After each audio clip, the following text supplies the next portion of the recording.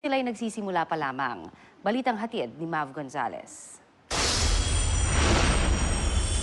Mula sa mga pinakamaningning na bituin hanggang sa mga fans, napuno ang burol ni Master Showman Herman Moreno sa Our Lady of Mount Carmel Shrine kagabi. Dumalo sa misa sina Manila Mayor Joseph Estrada at House Speaker Sonny Belmonte. Narito rin sina GMA-ETV Senior Vice President Lilibeth Razonable at Vice Presidents Reggie Magno at Marivin Arayata. Si Kapuso Primetime King Dingdong Dantes, malaki raw ang utang na loob sa kanyang ama-amahan sa showbiz. Yung iniwang marka ni Kuya Germs sa lahat sa industriya. Ako, I can speak siguro dahil sa aking experience na ako'y nag-uumpisa sa GMA Super Show, di ba? Sa kanya, talagang hindi namin malilimutan lahat ng mga naituro niya sa amin, yung inspirasyon na in-impart niya sa amin. Dumalaw rin ang mga alumni ng That's Entertainment na sina Shirley Fuentes, Piola Pascual at Billy Crawford. Si Billy, bago pa man makilala sa ibang bansa, ay nagpe-perform na sa That's Entertainment. Lahat. From the start. I mean, si Pang nag-discover sa akin. I started when I was 4 years old sa That's Entertainment. And since then, lahat. He contributed how to teach me how to perform. He taught me how to be a host. He taught me how to act. He taught me how to how to be humble. First TV work ko, That's Entertainment. I was in third year high school, mahihain ako. Payat-payatin. Lagi nasa likod. Si Kuya Germs yung nagpupumilit sa akin na dapat nasa harap ka, huwag ka nahihiya. Naging emosyonal si Shirley lalo pat malapit na ang anibersaryo ng That's Entertainment. He was telling me na, nag-isip na ba kayo ng production number? O kaya, bahala na kayo, sabi niya. Pero tawagan mo sila, sabihin mo umattend naman sila. Kaya, the other night, nung andito yung mga kasama ko sa That's, alam ko tuwan-tuwa siya. Marami rin daw naituro sa mag-asawang Jessa Zaragoza at Dingdong Avanzado si Kuya Germs bilang kanilang ninong sa kasal. You have to take the good with the bad. Kasama yun sa relasyon ng mag-asawa. He's really been very supportive of us. Not only sa career, pati sa married life namin. He's really true to the word na ninong. Nakiramay rin kagabi ang mga celebrity na sina Dulce, Kokoy Laurel, Arnel Ignacio, Chris Bernal, Rochelle Pangilinan, Mark Heras, Winwin Marquez, Polo Ravales, Marisa Sanchez, Christopher Min at Janice de Belen. Halos lahat ng pelikula nun, hindi pwedeng hindi dumaan sa show niya, sa Sunday show niya. Doon pa ako mga nagda-dance number. Ano gusto niyo yung pinaka-mamimiss niyo about him? Walang tulugan. The show? Yeah. He's the only one who can pull that off. Pati naman mga fans, hindi pinalampas ang pagkakataong masilayan sa huling pagkakataon ng Master Showman. Paborito namin yan eh. Yun lang namin ang gusto makita. Thank you. Bakit niyo siya naging paborito? Kengkoy siya eh. Mabait pa. Natulungan kami ni Herman Moreno. Anong naitulong niya sa inyo? Yung mga sagamot. Lahat ng pakikiramay at pagmamahal, malaking tulong daw sa pamilya ni Kuya Germs. The love they've shown my father is really overwhelming. It's that lessens the burden, that lessens the pain. Mav Gonzalez, GMA News. Naging emosyonal na maamahang si Kuya Germs. Malaki raw ang kanyang utang na loob sa yumaong Master Showman. Balita hatid ni Vicky Morales.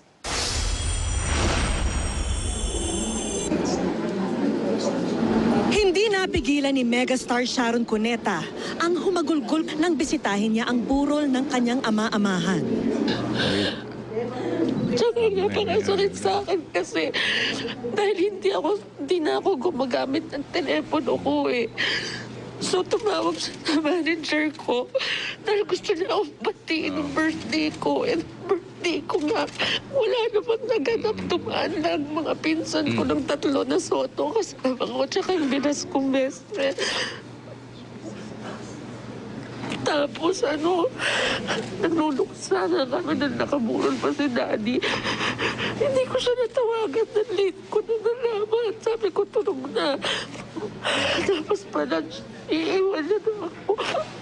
Drained na ako physically, emotionally, mentally. Siyempre kasi mahal ko yung tsaka kabababang luksa ko lang sa mami ko. Last year lang siya. Tapos, that was January 8. Kaya laking gulat ko. The next day ba? Si Tatay Germs ko naman. So talagang pagod na pagod ako sa kakaiyak na nawawala ng mahal sa buhay. Malaki ang tanaw na utang na loob ni Sharon kay Kuya Germs at hindi lamang daw ang mga napasikat niya ang natulungan ng Master Showman. Sa bawat isang bata na tinulungan niya na magkaroon ng konting trabaho, na matupad kahit kapiraso lang ng pangarap maging artista. Siguro nakakatulong siya doon sa pamilya. Kaya hindi lang yung kung bibilangin mo ilang artistang natulungan niya, kundi yung lahat ng kasama ng bawat taong yun. So kung bibilangin mo, hindi mo mabibilang dahil libo-libo siguro. Kung ang natulungan ni Kuya Germs in all his 50 years, no? Sa huli, pabiro ni Sharon, I'm sorry, no? Pero sa lahat na naging anak-anak ni tatay, bukod kay Ate Guy, gusto ko i-claim ako yung I'm sorry to tell you. Hindi, pero yun lang, mamimiss ko si tatay. dati nang ikinuwento ni Sharon na bago pa man siya naging movie star, sa musika at radyo muna siya nakilala sa tulong ni Kuya Germs. At si Kuya Germs na nga raw ang naniwala sa kanyang kakayanan. Si Kuya Germs din ang isa sa mga tumulong para makapasok siya sa pinilakang tabing at maging sa telebisyon. Nagboluntaryo naman maging ang ilan sa mga simpleng taong natulungan din ni Kuya Germs. Sino po ba'y magsasakay sa akin? Hindi naman po niya ako kilala. Ako po yung hiya. Ako po ay kusang nagpunta dito para magboluntaryong tumulong sa mga gumagawa dito sa burol niya. Hindi lang naman po ako nagtrabaho as nurse kay Sir, kundi parang pina-feel sa amin ni Sir na one of his family na po kami.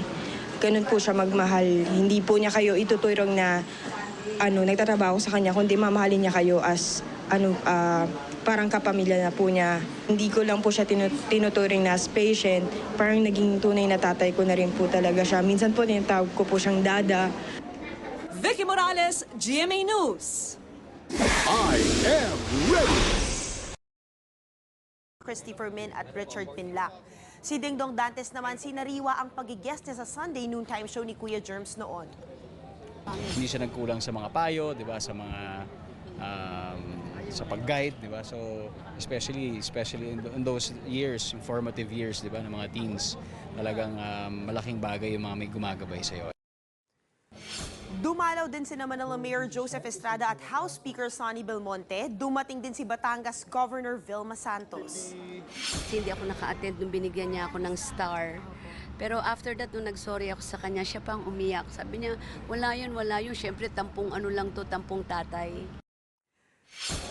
Mamaya magpapamisa para kay Kuya Germs sa mga Sampaguita Stars. Bukas naman iikot ang kanyang mga labi sa Sampaguita Gardens at sa bahay niya sa New Manila, saka ilalagak sa kanyang home network.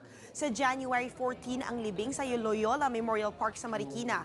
Humihingi naman ng tulong ang kanyang anak na si Federico para sa mga talents ni Kuya Germs. I have plans already. I'm putting in a board to start off. Then we will draft the qualification, the screening, they'll put in a screening committee, etc., which the board will approve eventually. But running a show or building stars is not my forte. I've been needing a lot of people's help. Balik bansa si Miss Intercontinental First Runner-up Christy Lynn Nelson Canlas, Takatutok, 24 oras. Anak ng mga artistang kanyang pinasikat. Yan ang chika ni Lars Santiago. Una natin ngayon for this week. Sa loob ng mahigit isang dekada ng That's Entertainment, sumibol ang pangalan ng ilan sa mga pinakamaningning na bituin ng Philippine showbiz. 4 sa kanila ang nagsama-sama ulit kanina sa programang Unang Hirit para sariwain ang mga naging ambag ni Kuya Germs sa kanilang career. He will keep making you dance and do that acting and modeling and hosting. He will make you do everything hanggang sa makita niya kung saan ang gifting mo. Sinabi na cousin ko si Shasha, "Yo, Germs, may pinsan ako, he likes to sing. Can you give him a break?" That was it. Ang tuwal ko sa kanya, pangalawang ama na talaga. Mula umpisa nung binigyan niya ako ng break sa That's Entertainment, hanggang sa nakilala ko ng Seiko Films. Tatay siya na ipupush ka na kaya mo ito, kaya mo ito. Pero nire-remind ka lagi na, oops, kapag nandyan ka, kung ano man yung marating mo, titingnan mo ha, yung paa mo nandyan pa rin. Hindi raw makakalimutan ni Manilyn Reynes ang tatay-tatayan niyang nagbansag sa kanya ng mani. Na kapag tumatawag yan, hindi na siya nag-hello. Pag sinagot mo, hello? Walang hello. Mani. Ay, alam kong siya yan. Sariwa pa rin sa kanila ang pagmamahal ni Kuya Germs, maging sa kanilang mga anak. I introduced my son to Kuya Germs again. Tapos parang si Kuya Germs naglabas ng 1,000. Binigay niya sa anak ko. Tapos sabi ng anak ko, "What is this for?" Sabi niya, "That is so you can guest on my show and you can sing or dance." Lumapit siya sa akin, eto yung pera. Kuya Germs, para saan to? Di ba kumakanta ka parang sa kids? So this is something that you can give sa mga kids. And the kids were out there. Binalikan naman ni Gestoni Alarcon ng panahon na graduate siya sa That's Entertainment. First batch kami ni Manilyn, 4 pa lang kami noon per day, hanggang sa naging 5, 10, 15, 20, dumami na. Nag-action films na ako noon, so sabi, time to graduate, sabi niya. Para mabigyan ng chance naman yung iba. Bumuhos ang pakikiramay, hindi lang mula sa mundo ng showbiz, kundi maging sa mga fans na nagbibigay lakas naman sa iniwang anak ni Kuya Germs na si Federico. I feel the love of everybody. You feel that lessen the burden. War Santiago, Nakatutok, 24 Oras. Susunod, presyo ng ilang produktong petrolyo may tapyas ulit. Pagbabalik kulungan ng drug lord na si El Chapo. Bakit kaya mas kinatatakutan ng kanyang mga kababayan sa bansang Mexico? At sa mas pinaagang Because of You, mga karakter na magamang PJ at Carla Abellana, magkaayos na kaya? Walang pati na pagtutok dito sa 24 Oras.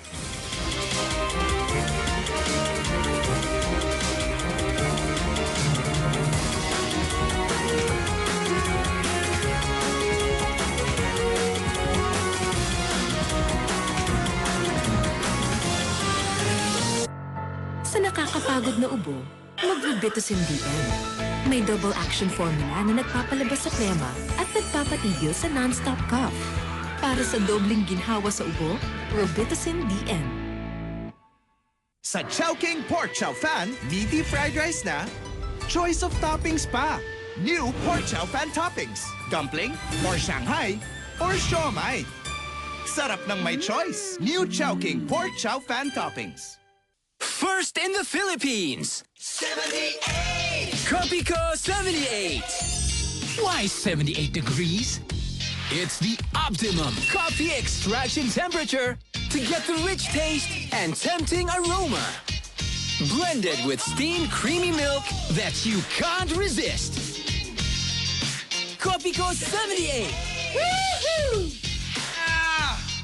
Recharge with Copico 78! Kapag nakita ko ang iyong mga mata, ako'y matutunaw. Kapag nakita ko ang iyong mga ngiti, ako'y masisilaw.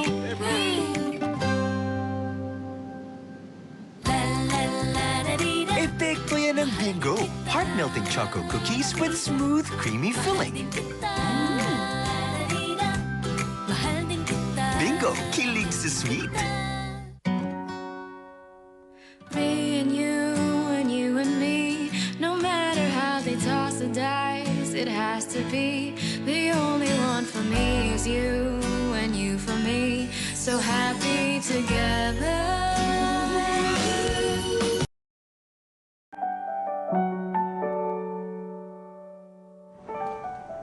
Kabilang po sa mga dumating sa burol ni Kuya Germs dito po sa Mount Carmel Shrine, si dating Senador Ramon Revilla Sr.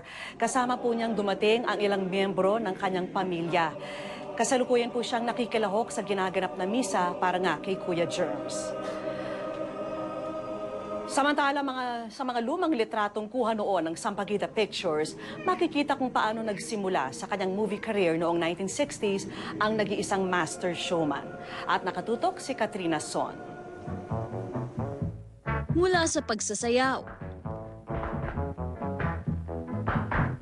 pag-arte ka-eksena ang mga pinakamalalaking bituin noon. Tatak Kuya Germs. At nagsimula siya sa Sampaguita Pictures, isa sa 3 pinakamalaking film outfit noong 1960s. Ang mga lumang larawang ito, ang ilan lamang sa mga naiwang alaala ni Kuya Germs sa kanyang itinuturing na tahanan na Sampaguita Pictures. Dito makikita kung paano nagsimula ang master showman. He worked here in Sampaguita. He started. It was my mother who discovered him. Pagkatapos ng muna siyang pelikula, mahal na mahal siya ng papa ko. Kabilang sina superstar Nora Honor at Tirso Cruz III sa mga nakasama ni Kuya Germs sa maraming pelikulang kanyang ginawa. Sa larawang ito makikita si Kuya Germs kasama si Nora Honor. Nariyan din ang larawang kasama ang batang-bata pang si Tirso. Sa ilang larawan, makikita ang estilo sa pag-arte at pagpapatawa ni Kuya Germs. Nariyan ding gumanap siya bilang isang payaso. Noon pa man ay naging bahagi siya ng pagpapasaya sa bawat Pilipino sa pamamagitan ng kanyang mga lumang pelikula.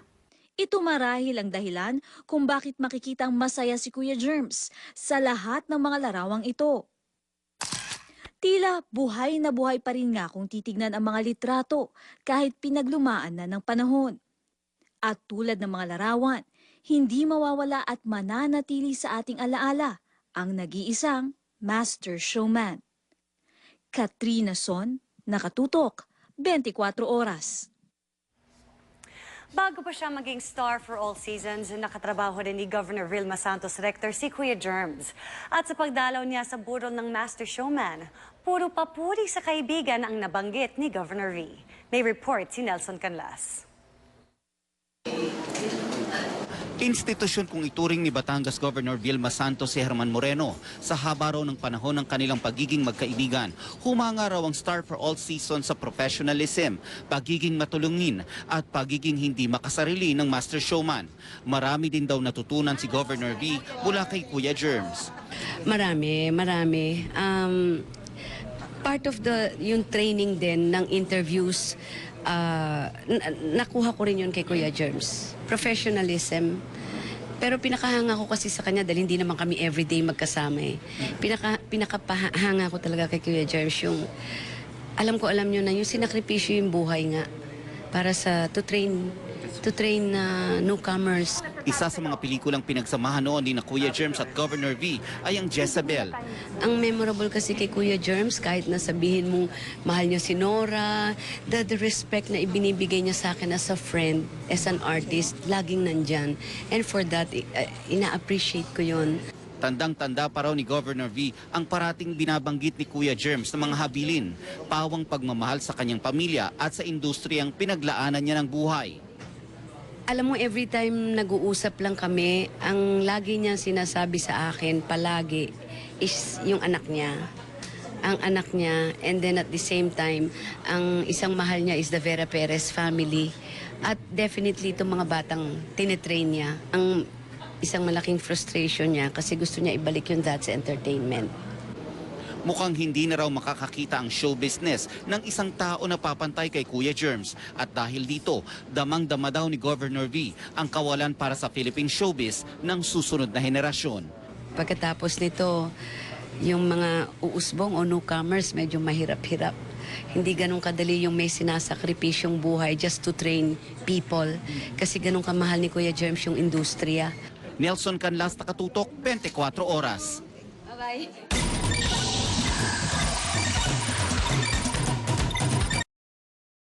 Humingi po siya ng permiso sa Sandigan Bayan na pansamantalang makalabas ng PNP Custodial Center bukas po yun o sa Miyerkules alas 3 ng hapon hanggang alas 8 ng gabi. Ayon po kay Revilla, obligasyon niyang magbigay-pugay sa huling pagkakataon sa master showman na malapit daw niyang kaibigan at ninong sa kasal. Bukas din planong pumunta ni Senador Estrada mula naman alas 7 hanggang alas 10 ng gabi. Bilang aktor, gusto rin daw niyang makapagbigay-pugay sa isa sa mga haligi ng Philippine showbiz. Pumanaw na nitong Sabado ang dating artista at longtime host. Kumusta na si Lola? Eto.